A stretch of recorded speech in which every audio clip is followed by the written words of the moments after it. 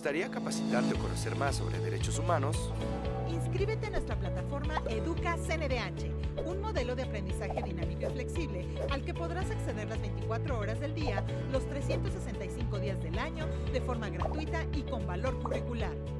Si te desarrollas en las áreas de la educación, salud, procuración de justicia, fuerzas armadas o atención a grupos vulnerables, entre otros, o simplemente te gustaría conocer más sobre la cultura de los derechos humanos, en Educa CNDH encontrarás una herramienta de educación 100% en línea.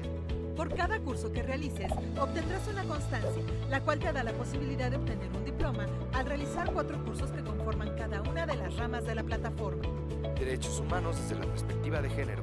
Educación para los derechos humanos. Derechos humanos de los grupos en situación de vulnerabilidad. Cultura de derechos humanos y protección de la salud. Transversalización del enfoque de derechos humanos en las empresas. Enfoque de derechos humanos en la procuración de justicia. Igualdad y no discriminación en la convivencia escolar. Impartición de justicia con perspectiva de género. Participación activa de las y los adolescentes en la defensa de los derechos humanos. Educación para la paz y derechos humanos. Seguridad ciudadana y derechos humanos. Uso de la fuerza desde la perspectiva de los derechos humanos. Si te interesa capacitarte, inscríbete en educa.cndh.org.mx o llámanos al 55 56 81 81 25, extensión 2280, o escríbenos a cursosndh@cndh.org.mx. Comisión Nacional de los Derechos Humanos.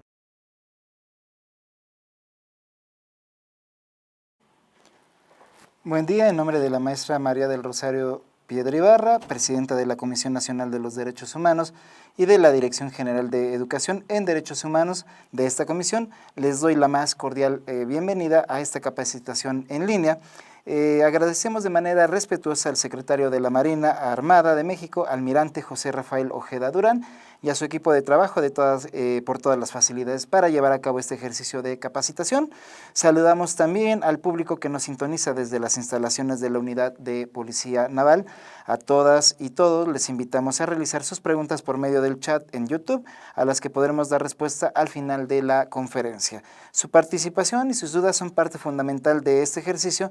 Les recordamos que las instrucciones de descarga de constancias se mostrarán al finalizar la ponencia.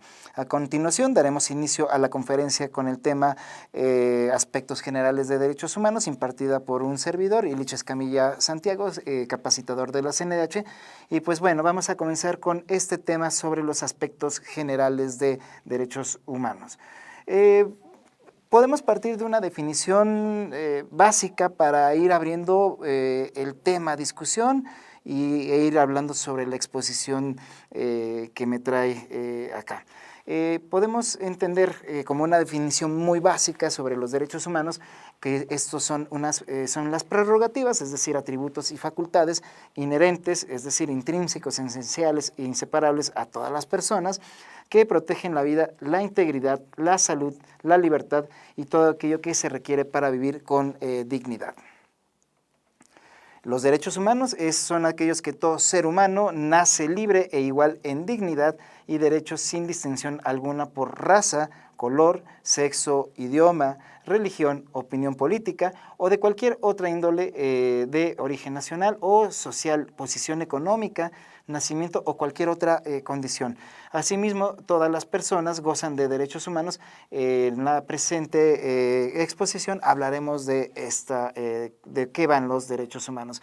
Algo que también tenemos que tener muy en claro es que la columna vertebral de los derechos humanos es la dignidad de la persona.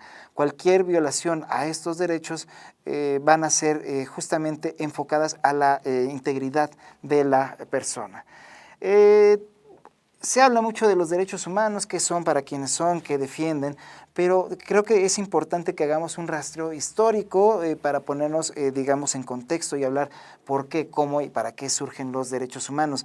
No son de aparición espontánea, los derechos humanos tampoco, a pesar de que se cuida la integridad de las personas, pues digamos, su validación va a ser gradual conforme al tiempo y a los contextos históricos en los cuales vamos a abordar en esta capacitación. Y me gustaría justamente empezar con una pregunta, ¿cómo nacen los derechos humanos y por qué? Pues tenemos que tener en cuenta, creo que 4 factores importantes para entender el surgimiento de los derechos humanos, ¿para qué y por qué?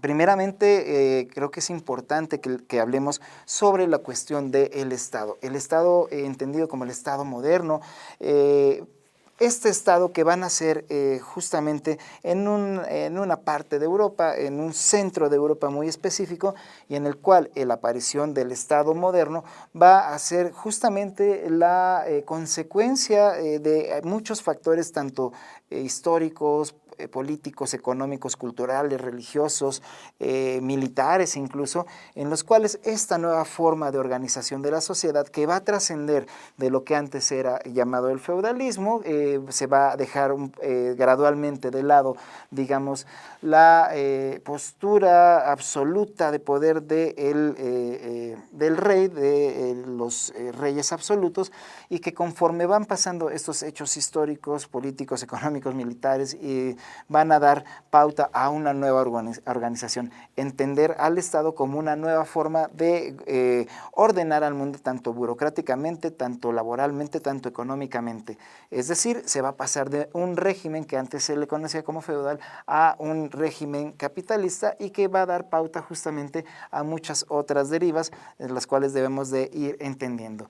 En ese sentido, podemos hablar que con la aparición del Estado moderno, con la aparición de los conceptos de la soberanía, el del pueblo, de la representación, también como resultado, este Estado moderno, vamos a hablar, digamos, no me gustaría decir de su antípoda, pero sí digamos, una parte que va a confrontarse con el Estado, que es justamente la sociedad civil. Pasamos, digamos, de una sociedad que era justamente la servidumbre de la realeza, para comenzar a ver la transformación de una sociedad en justamente ciudadanos, los ciudadanos que van a estar organizados justamente en los centros de poder urbanos, pero que van a tener también capacidad de organización, que también van a tener en alguna manera esta responsabilidad de delegar justamente funciones a sus representantes. Pero ¿cómo se llega a esto? Tampoco es un proceso terso, es un proceso de violencias constantes que van a dar como pauta estas, digamos, ejercicios de síntesis entre el Estado y la sociedad. Debemos de comprender que la sociedad civil, la ciudadanía, también tiene mucho que ver con la participación social, la participación política. Mientras más, digamos, sea avanzada la ciudadanía, el concepto de ciudadanía, mayor participación social de esta va a haber. Y en cuando hablamos también de participación social, es la exigencia y rendimiento de cuentas a quienes son sus representantes, es decir, los gobernantes. En ese sentido, cuando no son satisfechas las demandas que pueden ser legítimas o no, esa es otra discusión que hablaremos más al rato, va a existir el recurso de la protesta social. Algo que también iremos viendo es que la aparición de los derechos humanos de la ciudadanía es justamente la derivación de la protesta social, que en algún momento va a ir gradualmente exigiendo espacios de representación, exigiendo derechos, pero esto es muy importante, la exigencia de derechos. Ya no se empieza a ver al gobernante, llámese el rey, llámese la nobleza, como alguien que daba favores. Cuando empiezan estos cambios, la cuestión de los gobernantes tienen una responsabilidad social frente a la sociedad civil, pero esta también va a exigir cuentas, va a exigir servicios, va a exigir justamente su condición de ciudadano. En ese sentido, el Estado también se va a erigir como un ente poderoso, un ente que poco a poco y gradualmente también va a ir, como diría Max Weber, monopolizando la violencia legítima. Sin embargo, ante este poder descomunal que van haciendo del Estado moderno, la sociedad civil, la ciudadanía, va a tener que confrontar los excesos de poder. ¿Frente a qué? Frente a mecanismos reguladores que en ese sentido van a ser justamente, uno, las leyes que restrinjan el actuar del Estado, pero también cuando estas leyes no son cumplidas, la participación social, la protesta, y en muchos casos, pues va a ser justamente la revolución la que va a dar pauta a estos cambios. Podemos ir viendo que para entender el surgimiento del Estado, que es una discusión más compleja de lo que llegamos a ver en nuestra formación en primaria, secundaria, quizás preparatoria, en lo que se hablaba, bueno, el Estado tiene territorio, tiene población, tiene gobierno, sí, pero también tiene marco jurídico, tiene fronteras. El Estado, digamos, va a crear una homogenización de la sociedad en su momento primigenio, a la cual también va a, digamos, invisibilizar otras entidades en las cuales posteriormente se van a exigir sus derechos de visibilización por medio de la participación social y de la protesta social. El Estado, como lo conocemos, también habla de una sola nación. ¿Por qué? Porque justamente el Estado en construcción que se va a ir expandiendo, pues va a ir acumulando territorios, geografías que están aledañas y que tiene que buscar un discurso de uniformidad, un discurso único, y esto va a ser la nación entendida como una identidad colectiva en la cual pueden ser desde el idioma, en la cual puede ser desde la comida, los aspectos culturales, o en su caso también una nación se forma de lo que no es frente al otro.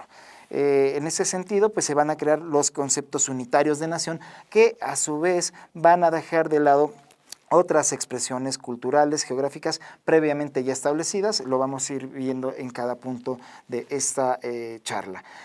En ese sentido, creo que tenemos que hablar también de la modernidad entre el siglo XV, XVI, XVII, la modernidad siendo como un factor importante de desarrollo en la teoría política, filosófica, económica, cultural y tecnológica.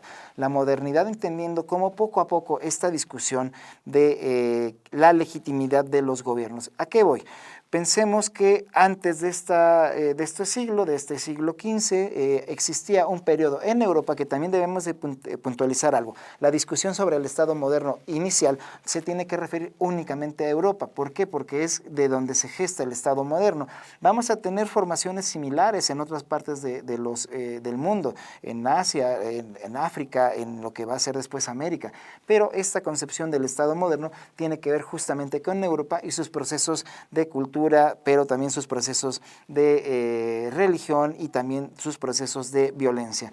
Durante estos siglos, después del nacimiento, digamos, el cristianismo como ya religión oficial, se va a confrontar en el mundo europeo frente a otra visión de un Dios monoteísta que va a ser Mao, va a ser Alá, y es decir, vamos a tener la confrontación de dos proyectos civilizatorios basados en la religión, que es el cristianismo y el islam. Van a ser civilizaciones que van a chocar completamente, y en este periodo histórico lo que va a pasar con Europa Central es que va a ser rodeada por el mundo islámico, va a ser invadida por el mundo islámico, y en la cual también se van a dejar muchas herencias culturales, matemáticas, científicas, que se van a ver justamente acumuladas por este territorio y que posteriormente se van a reflejar en los procesos de expansión europea. Vamos a entender que a este periodo entre el siglo V, siglo VI, hasta el siglo XIII, hasta el siglo XIV, se le va a llamar el oscurantismo, un momento en donde Europa está, digamos, rodeada por la cultura islámica, y que a su vez este aislamiento va a reforzar la idea de lo judío-cristiano, básicamente, la idea del Dios monoteísta, el Dios cristiano, la cristiandad, y que en ese sentido se va a llamar este momento también como el feudalismo y también el oscurantismo. ¿Por qué? Porque cualquier tipo de expresión que no fueran cristianas se iban a perseguir dentro de estos, digamos, territorios que todavía no podemos llamar estados, todavía no podemos llamar países, pero donde se va a nacer justamente España, Portugal, Francia, Inglaterra, estas partes de Europa que están rodeadas, se van a ir desde dentro construyendo una forma de, digamos, de pensamiento hegemónico, que una vez que son liberados estos cercos que tienen geopolíticos, va a haber justamente esta expansión. En este periodo del oscurantismo también podemos ir entendiendo la siguiente situación. El mundo europeo va a estar dominado por la idea de Dios, y por lo tanto lo que va a hacer Dios es poner a sus representantes que gobiernen la tierra. ¿Y quiénes van a ser? Los monarcas. Los monarcas están puestos por Dios y entonces no hay poder, digamos, humano en ese momento de cuestionar ese régimen. También recordemos que durante los periodos del oscurantismo y un poco siguiente, yo creo que hasta el siglo XVIII, XIX todavía, pero van a ser una institución en la cual va a generar la pedagogía de la obediencia hacia el cristianismo, que va a ser justamente la Inquisición. Esta institución que por medio de lo punible, de lo coercitivo, va a generar lealtades a un solo credo. Quien salga de este estándar, entonces será sometido a lo que va a ser justamente el martirio, que va a ser sujeto al suplicio público en aras de salvar el cristianismo y los valores cristianos. Vamos a ir viendo que poco a poco esta cuestión de la centralidad del poder en Dios se va a ir desplazando poco a poco, gradualmente en cada década, en cada siglo, y que posteriormente, ya para los siglos del XV, XVI, XVII, se habla justamente de que se saca a Dios de la centralidad del poder. No se quita, no se abandona, se desplaza la centralidad del poder, ya no a Dios, sino al hombre, entendido como hombre y mujer. Sin embargo, pues estos son también discursos que van a homogeneizar las identidades de género que después vamos a discutir. ¿Qué es lo que estamos entonces en presencia de un choque de civilizaciones en las cuales justamente el pensamiento filosófico se va a empezar a dar a partir del cuestionar, digamos, la existencia de Dios? Descartes lo va a decir en su frase muy emblemática de pienso, luego existo. No es una negación de Dios, simplemente estar pensando, y la duda va a generar nuevas formas de pensar filosóficamente, mientras la filosofía existente en este periodo va a ser ya establecida por el mundo de Dios. Poco a poco la intervención del pensamiento, digamos, de la razón, van a generar estos cambios culturales, van a generar estos cambios políticos, estos cambios científicos. La modernidad va a ser parte de ello, y la modernidad se refiere justamente al cambio de pensamiento filosófico en el cual el ser humano va a ser el centro del poder y no Dios. En ese sentido también vamos a pensar la revolución industrial. Aquí vemos que dice Inglaterra, siglo XV, solamente por poner un ejemplo emblemático, pero la revolución industrial va a ser muchísimo más, ya va a abarcar otros países que van a ir desarrollando justamente técnicas para simplificar el trabajo. Van a empezar a crear máquinas que hagan, que creen máquinas para crear mercancías.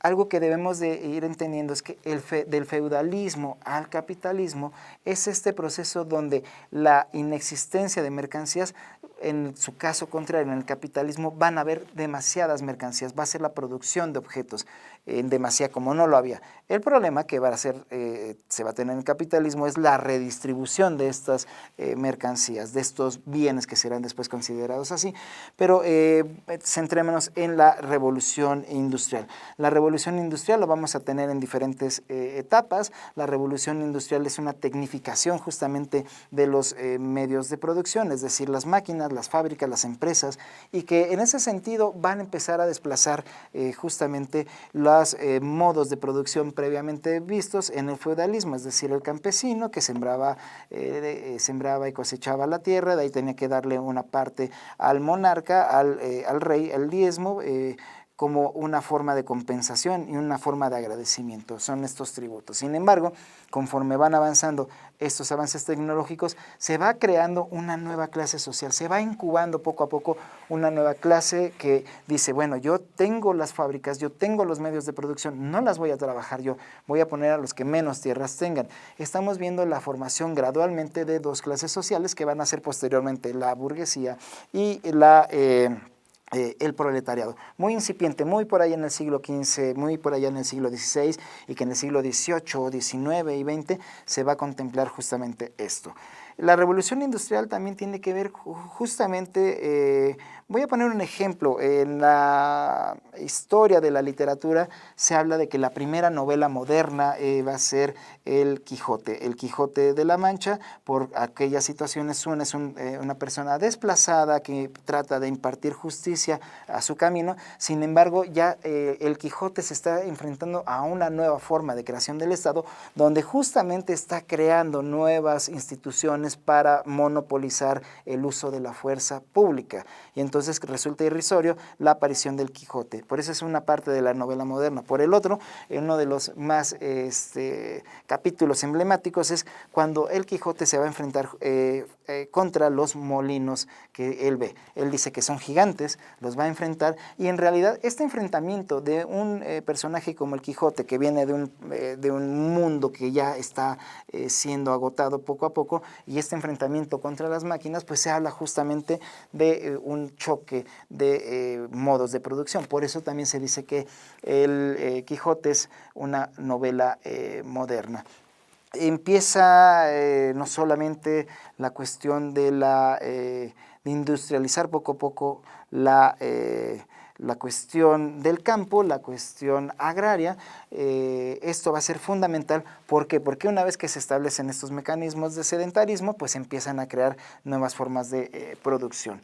La revolución científica también la vamos a poner como emblemática de Inglaterra, que no es la única. Quizás Inglaterra fue en su momento el país más avanzado, pero recuerden aquella vieja imagen donde se dice que Isaac Newton estaba descansando abajo de un árbol y le cayó una manzana, y entonces él empieza a crear estas hipótesis que después se van a convertir en leyes sobre la teoría de la gravedad y estas cuestiones que ya las sabemos. Es muy curioso cómo este ejemplo de la manzana va a ser la manzana que va a dar origen al mundo cristiano, del pecado original, a pasar a la manzana como un símbolo del cambio científico. Creo que son cosas que nos deben de llamar bastante la atención por la representación que se hace. La revolución científica también va a cerrar periodos en donde se trataba de explicar el mundo por medio de otras situaciones. Se va dejando de lado la alquimia para pasar a la química. Se va dando pauta a la medicina moderna, precisamente, en donde ya no solamente se requiere de los rezos para curar a alguien, sino que justamente empieza a haber una exploración del cuerpo para entender cómo funciona y cómo poco a poco se va a ir evolucionando hacia la cientificidad de la medicina. La revolución científica tiene mucho que ver con las máquinas de vapor, que van a desplazar a estos esclavos que remaban para ir de un lugar a otro, y justamente va a revolucionar esto. Es el desplazamiento de las máquinas por el hombre. Aquí hay una cuestión que menciono sobre la reforma de Alemania en el siglo XV. ¿Y qué es la reforma? Entendamos que una de las primeras organizaciones burocráticas, sociales, que se empieza a construir y que poco a poco va a caer en una decadencia, va a ser justamente el Vaticano, y en el Vaticano se van a crear familias llegadas al poder de la Iglesia, y que justamente las corrupciones y los ambientes no propicios legados en la Biblia ya va a llevar a un cuestionamiento del dogma católico.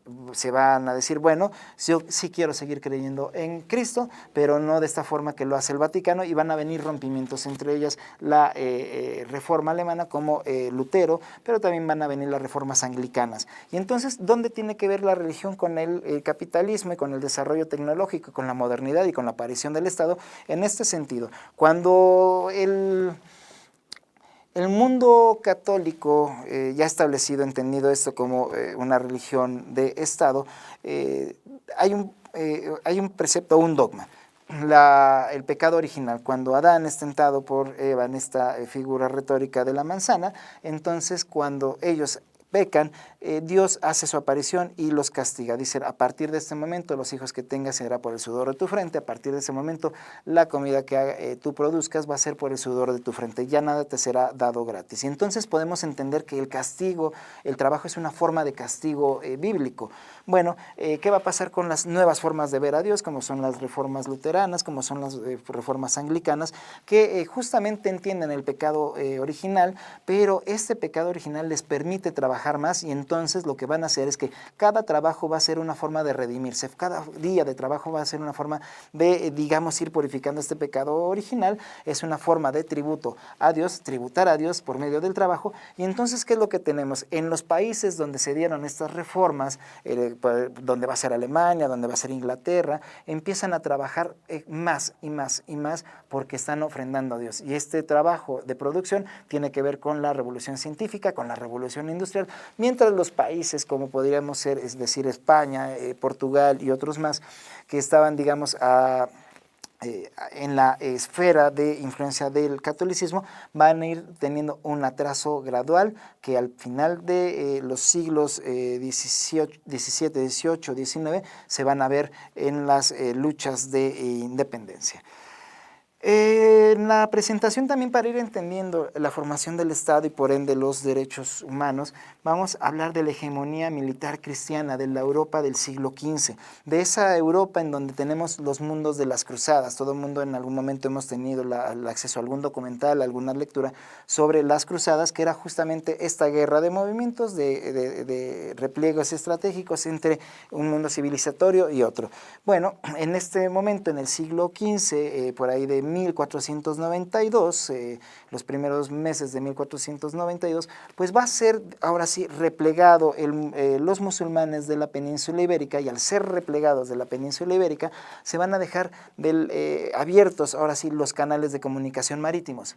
Sin embargo, lo que son las rutas de la seda va a seguir teniendo gran influencia en el mundo islámico, en el mundo musulmán, y por lo tanto van a tratar de buscar nuevas rutas de comercio para lograr esto. Cuando se rompe este cerco militar, también debemos de pensar en 1492 como el hecho donde justamente se da esta partida de las famosas carabelas para buscar no territorios, sino nuevas rutas de comercio, y lo que se van a encontrar es con un territorio que los europeos ignoraban que existía. Vamos a estar frente a la invención y la creación de algo que después se va a llamar América. En esta hegemonía militar cristiana van a suceder una serie de cambios sociales, culturales, políticos, en las cuales el mundo ahora sí, visto como esta globalización, digamos que podemos empezar a hablar de historia mundial, de historia global, a partir de que se hace contacto los europeos con este territorio que después llamarán América, y ahora sí están conectados el mundo. Asia siempre estuvo conectado con Europa, África también estuvo conectada con Europa, pero se van a abrir hacia otro nuevo espacio estos contactos. Entonces lo que vamos a ver es que se crea un pensamiento hegemónico de lo que es lo blanco, lo cristiano, lo que está, los valores de esas civilizaciones europeas, y los que conforme vayan avanzando, los que no estén con estos valores civilizatorios se les van a llamar bárbaros, se les van a llamar atrasados en ese sentido, y entonces tenemos la aparición de algo. El expansionismo global de la Europa tiene que ver con la aparición del racismo. Es justamente a partir de estos hechos en los cuales el racismo va a aparecer, porque una vez conquistadas las grandes civilizaciones de lo que van a llamar América, como va a ser el imperio mexica o como va a ser el imperio inca, una vez que son conquistados, se crea la categoría de indio. Se crea la categoría de indígena, se crea esta categoría que va a invisibilizar cuando en realidad los españoles llegan y hacen alianzas, pues ya son civilizaciones con las cuales están interactuando, son naciones que tienen sus propios elementos culturales, sus propios elementos de una sociedad en particular, y que justamente al no entenderse con estos valores católicos europeos, se les va a llamar indios. Recuerden las alianzas que se hizo y que hizo Hernán Cortés frente a los pueblos que eran, digamos, vejados por el imperio mexica. Una vez que se logró la gran conquista y vienen estos años de expansionismo, el imperio lo que va a hacer es a todos los aliados y a todos los conquistados los va a meter en un solo costal que se les va a llamar lo indio. También es importante entender que nace justamente el concepto de negro como algo denigrante para marcar a las personas que no son blancas y que están frente a ellos, que es justamente esta África. África. Durante muchos siglos convivieron la gente que vive en África, que después se les va a llamar afrodescendientes, frente a estos grupos civilizatorios como era Grecia, como era Roma, como fueron muchas otras civilizaciones. Sin embargo, una vez que esta hegemonía militar se hegemoniza, pues se crean también el concepto de lo negro como algo denigrante, como algo discriminador, al igual que lo indio. Debemos de entender entonces que el racismo nace en el siglo XV, el siglo XVI, una vez que están estos proyectos de conquista. Regresando un poco a nuestra discusión de la modernidad, hablábamos justamente de los cambios en la filosofía, y en ese sentido creo que podemos agarrar tres filósofos de lo más representativo para hablar de lo que va a ser el surgimiento y evolución del Estado moderno tal y como lo conocemos. Entre ellos vamos a hablar de Hobbes, Locke y Rousseau.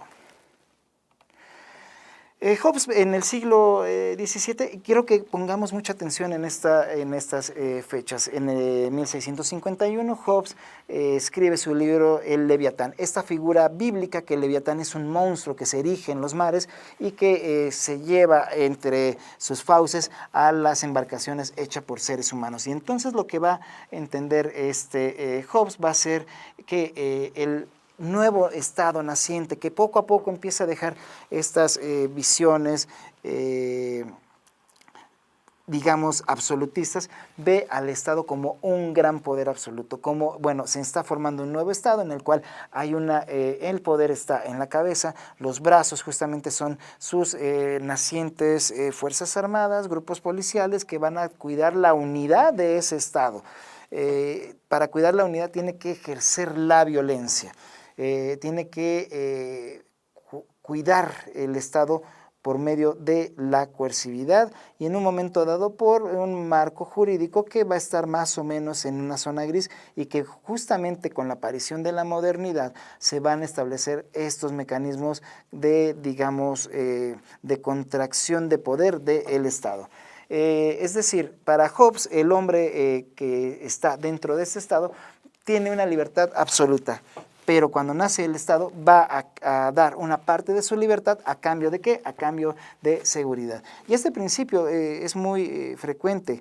En encuestas hemos visto en situaciones complejas de disturbios, violencias y demás, la gente prefiere agotar su libertad con la cuestión de la seguridad, y lo cual hay que tener, digamos, un criterio más amplio para poder tener esa discusión, porque pueden justamente en aras de una seguridad volver más fuerte al Estado en el sentido de ejercicio del poder.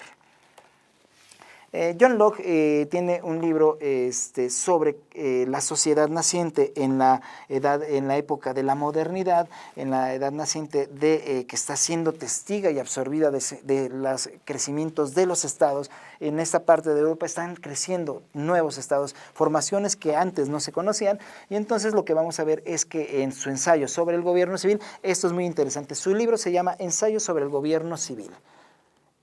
Y a partir de aquí, entonces, ¿quiénes son los civiles? Pues quienes de alguna manera están viviendo en una civilización. Y la civilización tiene que ver con los centros urbanos. Y los centros urbanos están rodeando a, digamos, geográficamente al centro de poder. Y entonces podemos entender también una segunda conclusión de que el Estado moderno nace a partir de la urbanidad y no de lo rural. El hombre instituye una autoridad política, menciona Locke, la cual se divide en funciones legislativa y ejecutiva. Esto va a ser un cambio importante. Ahorita lo podemos leer y bueno, pues creo que no nos podría causar mayor extrañeza. Sin embargo, para 1690, que un personaje como John Locke estuviera hablando de que debe de haber una división de poderes, entonces el Estado absolutista se ve, digamos, atacado. Hay que recordar que estos contractualistas incluso fueron libros prohibidos por el Vaticano porque era una incitación a la violencia, decía el Vaticano. Se habla entonces de división de poderes. Si se habla de división de poderes, justamente se hablan de equilibrios de poderes. Se le empieza a restar a la cabeza del Estado, en ese momento el monarca, justamente poder para que vaya habiendo un equilibrio de ejercicio del poder. Se habla de un cambio político y si hablamos del cambio político estamos hablando de democracia. En ese momento la democracia no es como la conocemos, pero es un cambio sustancial. ¿Por qué empezamos a hablar entonces de autoridades elegidas por las personas? Pues que no la había, digamos, elegido Dios, pues justamente tiene que ver con la modernidad, la filosofía y los hechos económicos y sociales que se está viviendo en estos siglos. El cambio político como una forma, digamos, de tener representación de un gobierno civil. Y algo que también va a ser muy, digamos, preocupante para los nobles va a ser que John Locke dice que el regicidio es legítimo frente a un tirano. La sociedad tiene el derecho de matar a su tirano y no está negando que haya la existencia de un monarca, pero con ciertas características o ciertos perfiles. Esto es muy importante para lo que vendrá unos cuantos años después.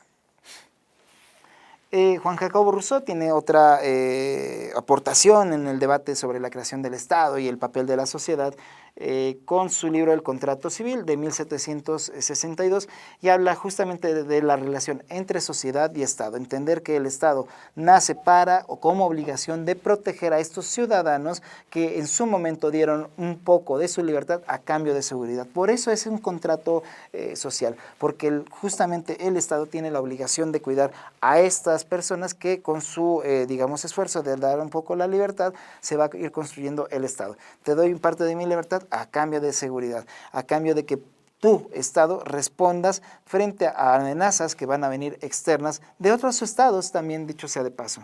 Se habla de la democracia radical, ya se habla del voto. No es una democracia radical como pudiéramos entender actualmente. La democracia radical en el siglo XVIII pues justamente hablaba de que las personas, más allá de los nobles, pudieran hacer intervenciones políticas para escoger a sus gobernantes, lo cual en el siglo XVIII, siglo XVII, siglo XVIII, era bastante peligroso para una nobleza que era la élite política de ese momento. Y aparece este concepto de soberanía está en el pueblo. Se hablaba que el soberano era el rey y cuando empiezan a entrar estos debates de filosofía política, la soberanía se la arrebatan al monarca, el monarca absoluto, y se le va a entregar a la sociedad, al pueblo. El pueblo es el soberano. ¿Y cómo va a ser? Se va a ejercer esa soberanía por medio de la representación.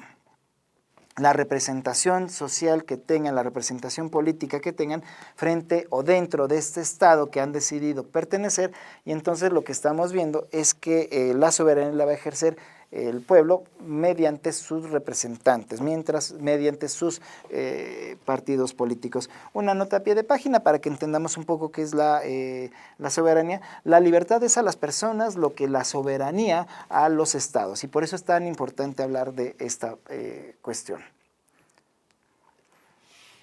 Vamos acercándonos justamente a lo naciente de la formación del Estado, la sociedad civil y por ende de los derechos humanos. Por un lado hablamos de la Ilustración, la Revolución y el capitalismo. La Ilustración que se basa en la razón, en la igualdad, en la libertad, en el conocimiento, que su antípoda era justamente el oscurantismo, pues es a partir de la razón. Empiezan a cuestionarse revoluciones científicas a partir de, bueno, pues realmente el Sol gira alrededor de la Tierra o es al revés. Estos cambios científicos van a provocar que muchos mueran en las hogueras, ¿no? Sin embargo, se está dando prioridad justamente ya al pensamiento de la razón. La razón es justamente el pensar, el desarrollo de las cosas, pero también tenemos que ir viendo que la razón llevada a otro extremo, la razón instrumental, va a generar situaciones de violencia que posteriormente iremos platicando. La razón instrumentalizada, diría Horkheimer, que va a ser en función de que básicamente el principio de la razón instrumental y la violencia es el fin justifica los medios.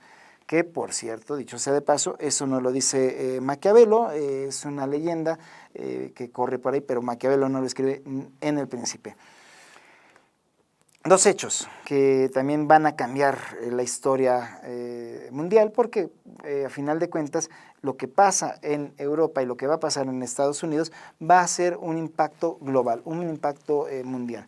Vamos a ver la independencia de Estados Unidos de 1776 y qué es lo que va a pasar una vez que las 13 colonias deciden independizarse de la monarquía inglesa, del poder de un imperio, pues dicen, ok, ahora tenemos un problema, ¿cómo vamos a gobernar?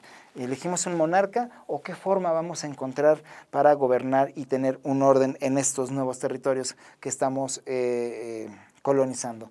Bueno, una de ellas va a ser, pues no pongamos un monarca, creemos una figura en la cual tenga que ser rotativa y que sea puesta por la gente y que tenga cabeza dentro del propio gobierno.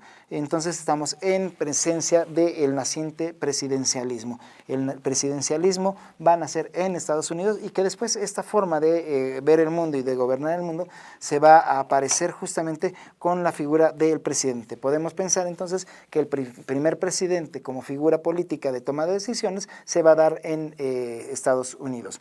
Y posteriormente hablemos de la Revolución Francesa, 1789, es un año donde comienza esta revolución de las clases sociales oprimidas, sí, pero también de las clases sociales que no están siendo privilegiadas por la monarquía. Se dice que en las protestas en París, María Antonieta dijo muy frívolamente que si la gente quería pan y no tenían, pues que comieran pasteles. El agravio político va a generar un descontento generalizado y que se va a dar la Revolución Francesa, que es justamente deponer al rey, al monarca. ¿Y cuál es el evento simbólico más representativo y que va a generar justamente este rompimiento, ya ahora sí simbólico, pero también actual, de lo que era el feudalismo frente a la cuestión del capitalismo, de la democracia, de la ciudadanía, va a ser justamente el decapitamiento de María Antonieta y de Luis XVI en una plaza pública. Entonces entendamos que ya por el hecho de una decapitación es un hecho terrible y un hecho indescriptible. Pues imagínense, en 1789 decapitar al rey que todavía estaba haciendo, digamos, funciones de representatividad del cielo en la tierra. Eso es muy interesante. La Revolución Francesa, ¿qué es lo que va a generar? Pues que la burguesía tome el poder, es decir, aquellos que tenían los medios de producción en sus manos y que una vez dicen, pues nosotros no necesitamos nada de los reyes como funcionarios de gobierno, entonces pues vamos a desplazarlos. Sin embargo, al buscar justamente este nacimiento de derechos tenemos dos cosas. Una, se van a crear derechos para una clase digamos, política, una clase económica que no estaba favorecida, pero que en ese momento la revolución les va a generar esto y se va a crear también una clase, una antípoda, una clase antagónica que va a ser los proletarios, los obreros y que van a generar justamente una revolución posterior. Y bueno, pues la Revolución Francesa va a dar pauta a también otra situación bastante interesante, como digamos, agenda revolucionaria del cambio social, se van a implementar, digamos, los primeros derechos civiles ya como tales, en donde van a estar plasmados justamente en esta cuestión de la Declaración de los Derechos del Hombre y el Ciudadano, entendiendo nuevamente hombre y ciudadano, que van implícitamente hombres y mujeres, pero también es el inicio de algo inacabado, es el inicio de algo que tienen que ampliarse los derechos humanos. Los derechos del ciudadano va a ser el germen que va a dar nacimiento de los derechos humanos. Voy a dar un breve recorrido sobre lo que dice la Declaración de los Derechos del Hombre y el Ciudadano, porque estoy muy seguro que vamos a encontrar elementos del actual derecho en nuestras legislaciones que vienen de aquí, que vienen justamente del espíritu de esta Revolución Francesa y de la cuestión de los derechos del hombre. El artículo 1 menciona, ya lo vemos, les va a sonar muy repetitivo, pero es importante: los hombres nacen y permanecen libres e iguales en derechos. En el artículo 2 de la Declaración de los Derechos del Hombre y el Ciudadano, la finalidad de cualquier asociación política es la protección de los derechos naturales, entendiéndose entonces que los derechos naturales, su evolución va a ser los derechos del hombre y después van a ser los derechos humanos. Los derechos naturales imprescriptibles del hombre. Los derechos humanos, los derechos naturales son imprescriptibles, es decir, nunca se pierden. Y que es también una cuestión jurídica actualmente, ¿no? Cuando hay alguien que puede ser suspendido sus derechos por alguna situación jurídica, se suspenden ciertos derechos, pero no pierden ciertos derechos. Se habla también que el principio de toda soberanía reside esencialmente en la nación. Ningún cuerpo y ningún individuo puede ejercer autoridad alguna que no emane expresamente de ella. La nación entonces entendida como esta población que le da vida al Estado. La libertad consiste en poder hacer todo lo que no perjudique a los demás. En el artículo 5 de la Declaración de los Derechos del Ciudadano, la ley solo tiene el derecho de prohibir los actos perjudiciales para la sociedad y está el principio de nada que no esté prohibido por la ley puede ser impedido, lo que no está prohibido está permitido. Se dan cuenta, encontramos elementos en la declaración del actual Estado de Derecho. La ley es la expresión de la voluntad general de todos los ciudadanos, tienen derecho a contribuir a su elaboración personalmente o a través de sus representantes. Y entonces lo que tenemos que entender, que una ciudadanía, un ejercicio ciudadano sano, es aquel que le rinde, que pide rendición de cuentas. Lo vamos a ver en otros artículos aquí mismo, pero es justamente eso, una sociedad avanzada en la cuestión, en el concepto de ciudadanía, va a exigir los derechos que tiene y las obligaciones que tienen las personas servidoras públicas. Empezar a entender que el concepto de ciudadanía tiene que ver con dejar de lado estas visiones de que los políticos, las administraciones hacen favores y no quitar esa visión y poner en la agenda que están cumpliendo con sus funciones para los cuales fueron votados. La ley es la expresión de la voluntad general, todos los ciudadanos tienen derecho a contribuir a su elaboración permanente o a través de sus representantes. En el artículo 7 menciona, ningún hombre puede ser acusado, arrestado o detenido, salvo en los casos determinados por la ley. Aquí entonces podemos entender ya los principios de seguridad jurídica de las personas. En el artículo 8 menciona que la ley solo debe establecer penas estrictas y debidamente necesarias y tan solo se pueden ser castigados en virtud de una ley establecida, una ley general. No existen leyes privativas, no existe una ley específica para una persona, sino es una ley, digamos, universal que también va a regular la conducta de las personas en la sociedad. Menciona en el artículo 9, puesto que cualquier hombre se considera inocente hasta no ser declarado culpable. El principio de inocencia, la presunción de inocencia es parte justamente de los derechos del ciudadano y que hoy día es bastante cuestionada por, creo que los linchamientos digitales han contribuido a no entender que independientemente de la postura que alguien pueda tener, el derecho de la presunción de inocencia debe de prevalecer. La libre comunicación de los pensamientos y opiniones es uno de los derechos más valiosos, entonces tenemos la cuestión de la libertad de expresión. La libertad de expresión también debemos de entenderla no infinita, la libertad de expresión tiene límites, la libertad de expresión, su límite y su frontera va a ser cuando afecte a otro en una cuestión, pensemos de discriminación.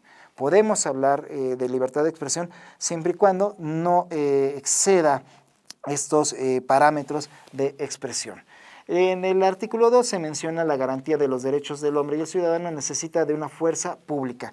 Necesita de una fuerza pública y entonces justamente lo que Weber 2 siglos después va a ver es que justamente se habla de que el Estado tiene el monopolio de la legítima violencia, entendida esta como los poderes que van a impartir justicia y los mecanismos que ayudan a impartir justicia como va a ser la policía. ¿Por qué? Porque justamente el Estado está agarrando el monopolio de esto para que la gente evite hacer justicia por su propia mano.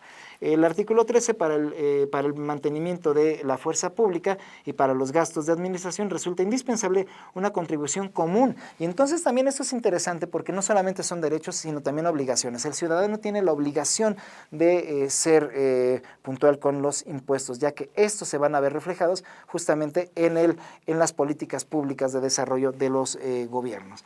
El artículo 14, todos los ciudadanos tienen el derecho de comprobar por sí mismos, a través de sus representantes, la necesidad de contribución pública, el pedimento de cuentas, la transparencia. En el artículo 15 vamos a ver que la sociedad tiene derecho a pedir cuentas de su gestión a cualquier agente público. El artículo 16, una sociedad en la que no esté establecida la garantía de los derechos ni determinada la separación de poderes carece de constitución. Entonces estamos hablando de legitimidad. El artículo 17, por ser prioridad de un derecho inviolable y sagrado, nadie puede ser privado de ella, salvo cuando la necesidad pública legalmente comprobado lo exija, el derecho a la propiedad. Y esto lo vamos a ver ahorita en la Constitución mexicana. Momentos claves en la historia de los derechos humanos, vamos a entender que hay un inicio que podemos establecerle un poco previo a la Revolución Francesa como un punto crucial del cambio, y que conforme justamente mencionaba que había el triunfo de una clase social, pues se va a dejar de lado otra clase social que justamente poco a poco van a ir exigiendo derechos, los proletarios, las proletarias. Aquí tenemos en la imagen justamente esas imágenes de inicios del siglo XX, donde las mujeres se organizaban. Hay que ir viendo también esta cuestión. Imagínense si la mujer en un contexto como el que estábamos hablando, tenía una cuestión de sujeción, pues una mujer pobre y una mujer pobre y proletaria, pues todavía tenía más cuestiones de precariedad. Eso es también importante, ir viendo el enfoque de género para entender las disfunciones sociales en las que estamos viendo justamente. La exigencia de derechos civiles, sí, pero también los derechos sociales y económicos. Vamos a empezar a ver que durante esos siglos XVII, XVIII, XIX y hasta el siglo XX vamos a tener la aparición de nuevos actores sociales, nuevos en el sentido de sujetos de cambio social, colectividades de cambio social. Van a hacer aparición justamente pidiendo sus derechos civiles, pero también sus derechos económicos, sociales, pues las comunidades afroamericanas en Estados Unidos. Tenemos los ejemplos de Luther King, por ejemplo, Malcolm X, que de alguna manera es un poco más radical.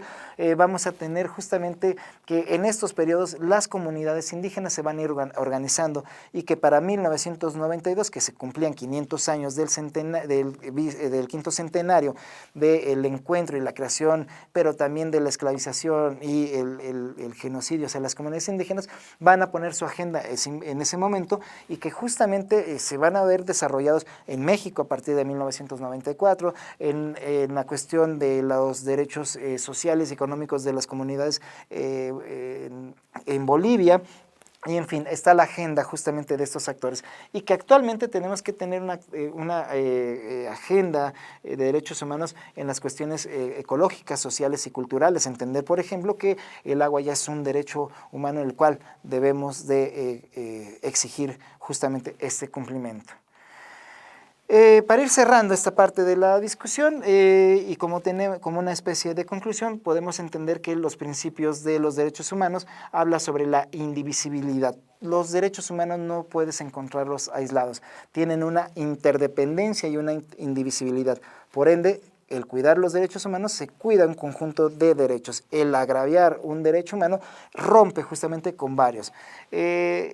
También algo que es importante entender, que hablando en materia de derechos humanos, se habla del principio de progresividad.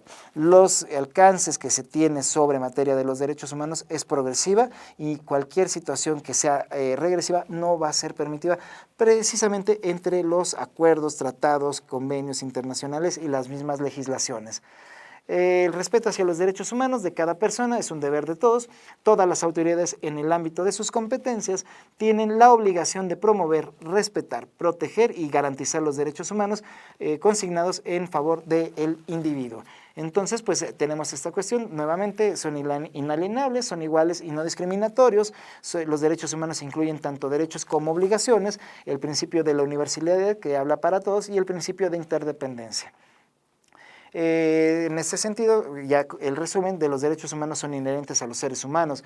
Todos tenemos los mismos derechos. Estos derechos están interrelacionados, y también debemos de entender que los derechos humanos universales están a menudo contemplados en la ley, garantizados por ellas a través de los tratados, el derecho internacional consuetudinario, los principios generales y otras fuentes del derecho internacional. Los acuerdos internacionales, al firmarlos, tienen el mismo nivel de constitución. El derecho internacional de los derechos humanos establece las obligaciones que tienen los gobiernos de tomar medidas en determinadas situaciones o de abstenerse de actuar en determinadas formas en otras. Los pactos internacionales de derechos humanos hablan simplemente de que se crean condiciones para que permitan a cada persona gozar de sus derechos civiles y políticos, como es el derecho al voto, como el derecho a la representación, como el derecho a la libertad de expresión, el derecho de justamente de la protesta social, siempre hablando dentro de los marcos de la legalidad. Pero asimismo también se deben de crear condiciones para que todos los seres humanos disfruten de los derechos económicos, sociales y culturales, a los cuales también por una cuestión de clase social, pues pueden ser, digamos, impedidos el uso y disfrute de estos derechos. Estos derechos no dependen del reconocimiento por parte del Estado, ni son concesiones suyas, tampoco dependen de la nacionalidad de la persona, ni de la cultura a la cual pertenezca. Son derechos universales que corresponden a todo habitante del mundo. Su núcleo lo encontramos en el concepto de dignidad humana. La perteneciente a la especie humana es condición suficiente para gozar de ellos. Y entonces debemos de entender justamente que el Estado, por medio de los gobiernos, no concedió absolutamente nada. Fue la misma lucha social, la ciudadanía, las agendas políticas en las cuales se deben de cumplir esto, en la cual indica que fueron derechos ganados.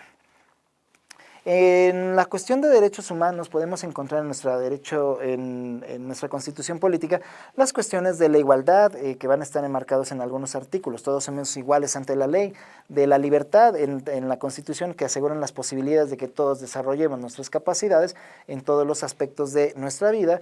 De seguridad jurídica son los requisitos que deben de cumplir las autoridades frente al ciudadano. Asimismo, el derecho de propiedad, que el derecho de propiedad, todos tenemos una propiedad pública, privada y social. Asimismo, las garantías sociales, que estos derechos son de satisfacción progresiva de acuerdo con las posibilidades económicas del país. Pues estamos cerrando esta parte de la charla sobre aspectos generales de derechos humanos. Creo que es importante ir entendiendo también los contextos para entender que cuando hablamos de derechos humanos, pues son de aparición espontánea, no, son producto justamente de contextos históricos, políticos y culturales que dieron origen a estas prerrogativas que tienen todos los seres humanos. Vamos a visitar nuestro portal, del portal Educa, para cualquier tipo de cursos que nosotros en la CNDH ofrecemos. Recuerden que también todo curso aprobado tiene constancia. Y bueno, pues vamos a despedirnos agradeciendo la atención al público que nos siguió a lo largo de esta emisión. Esperamos que esta capacitación sea de utilidad para tener un mejor desempeño como personas servidoras públicas y de prevención de violaciones a los derechos humanos. En breve aparecerán las instrucciones para descargar su constancia de participación ahí en la pantalla. Y pues nuevamente, a nombre de la maestra Rosario Piedra Ibarra, agradecemos su atención y esperamos contar con su valiosa participación en próximas capacitaciones. Que tengan un excelente día. Muchísimas gracias.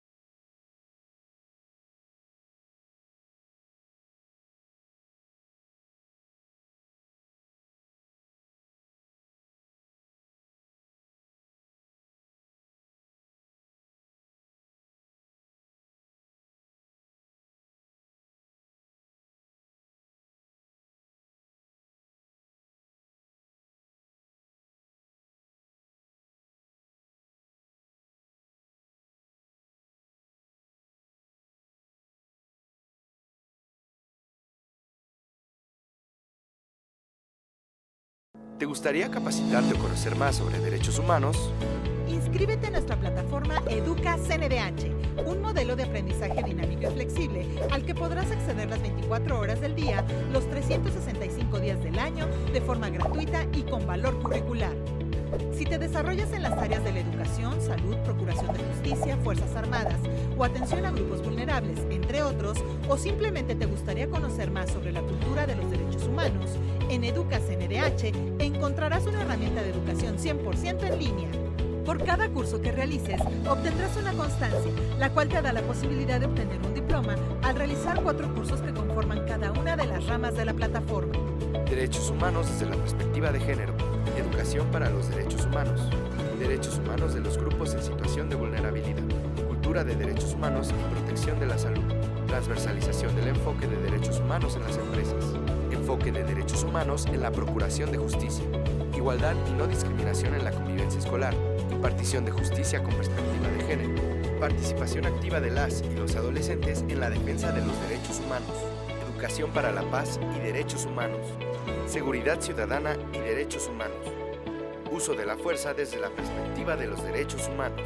Si te interesa capacitarte, inscríbete en educa.cndh.rg.mx o llámanos al 55 56 81 81 25, extensión 2280, o escríbenos a cursosndh@cndh.org.mx. Comisión Nacional de los Derechos Humanos.